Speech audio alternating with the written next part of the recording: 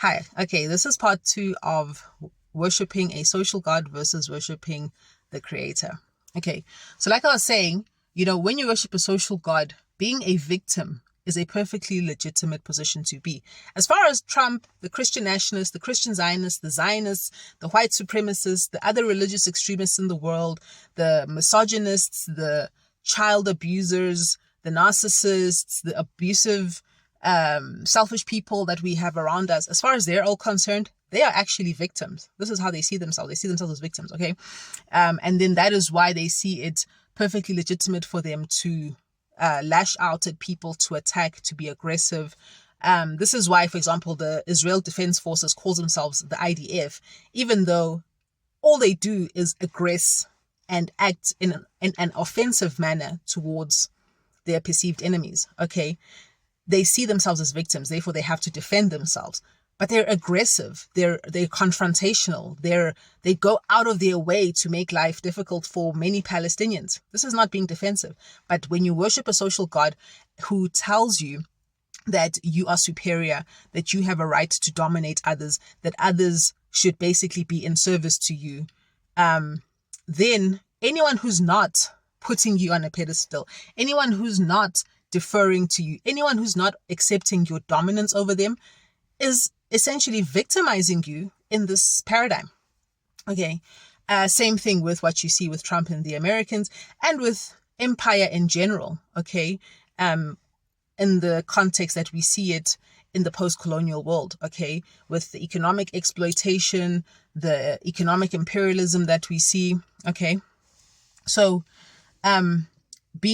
so they see themselves as victims, and then what they also will perpetuate in making people converts to the social god system of theirs is to teach people to adopt a position of victimhood, because when you are a victim, you are fundamentally disempowered. Okay, the universe cannot work with you if you're a victim. The universe is the creator is essentially impartial and not indifferent, but not concerned with externalities. The universe, the creator, is concerned with what's going on in your inner world. Okay.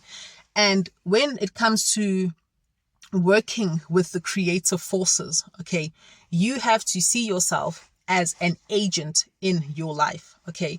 If you see yourself as a victim, then what you are giving power to is the external forces that are around you. So it's kind of a catch-22, the oppressors who have a victim mentality teach people to also adopt a victim mentality, which then gives the external oppressors more power over the victims. Okay, which it's an interesting thing because it is a catch-22. This victim mentality is what they do to assert their right to oppress, but the oppressed, in adopting a victim mentality, empower the oppressor to be even more oppressive and to remain in that position of oppressor over the victim. Okay, so when you have a victim mentality, the universe is not able to work with your own internal power, but will actually empower that which you empower by adopting the victim mentality, right? So it's extremely important that we start to critically analyze what our beliefs are about the creator and ourselves. Okay. When we see the creator as external to us, when we see the power to effect change in our lives as external to us, we will never be able to see the opportunities that exist for us to make our lives what we would like them to be. And it's very interesting that in this world, so many people grow up in families where they are in one way or another made to feel less than capable, less than intelligent, less than powerful, less than able, where their potential is always relegated to the place of future potential realization, as opposed to be the fuel that drives their development on a moment-to-moment, day-to-day basis. Okay.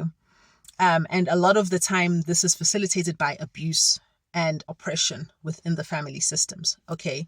And a lot of the time it is justified and overlooked because of the social God constructs that exist in our society. Okay. Like I was saying in part 1, the social God construct, the social God devotee system or religious system is all about externalities. Do your mother and father feed you and clothe you? Then they're good parents. Okay. Do they make you feel good about yourself? Do they listen to you when you talk? Do they take you seriously when you express an emotion? The social God system says that doesn't matter. Do they feed you and clothe you? Do they send you to good schools? Are you driving a nice car that they bought you? It's all external things, right? But the creator God system, or the creator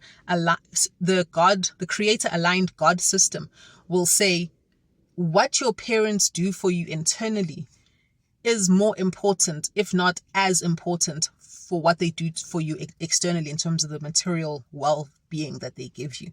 Okay. And in fact, it is more important. Yes. Because this is why you see in so many situations, you'll have rich kids, like really wealthy kids, but they are utterly incapable of realizing their potential, like utterly incapable. And in fact, some of them lead utterly self-destructive lives, right? So the social God model will say, what's wrong with this kid? They've been given everything. They should be a raging success in the world today. But the creator God model will say, what did these parents teach this child about themselves?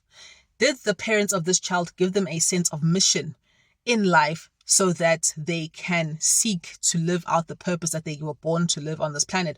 Are those parents empowering this child to use the material resources that they have in order to live out this purpose?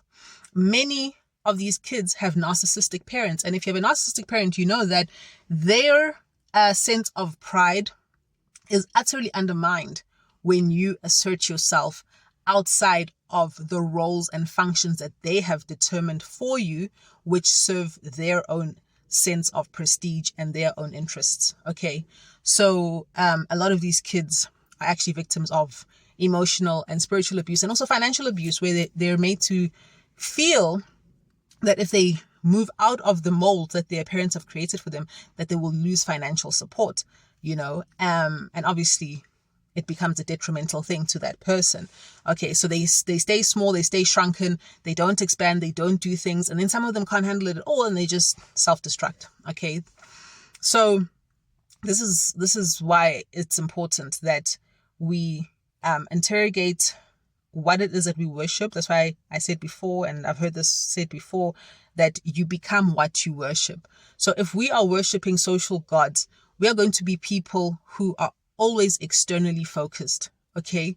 Whereas if we are worshiping creator aligned gods or the creator, then we are people, and actually creator aligned gods don't even require worship. They'll actually direct you to the creator always. When you're creator oriented and creator aligned, then you are working on yourself internally. You are realizing that you and the creator are one. Whatever potential exists in the creator exists in you as well. Whatever hang-ups that you have developed and complexes that you've developed from living a life on planet Earth where suffering is a given, where you will probably encounter people who are negative towards you, where you will probably have been put down in some way or other. Being in line with the creator means working through that stuff internally so that the truth of who you are and the truth of your relationship to all of creation becomes your driving power source. Okay, so the truth is you and the creator are one. All that exists in creation is at your disposal and is there to support you. Why are you on this planet? What is your purpose for being here? Are you living in alignment with your purpose? How do you become more in alignment with your purpose? What are you afraid of losing when you seek out your purpose? How do you overcome that fear? How do you compensate for that fear?